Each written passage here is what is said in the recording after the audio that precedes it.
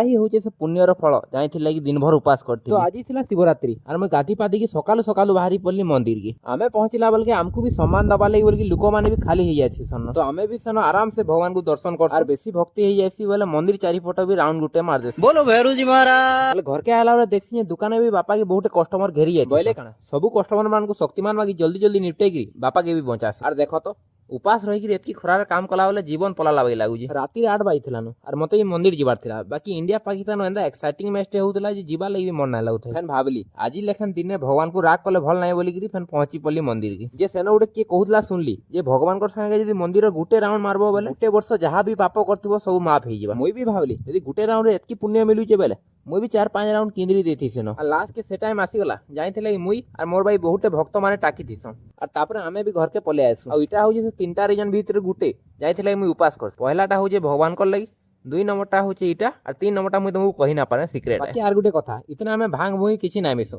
बाकी फिर भी निशा चढ़ी जाए।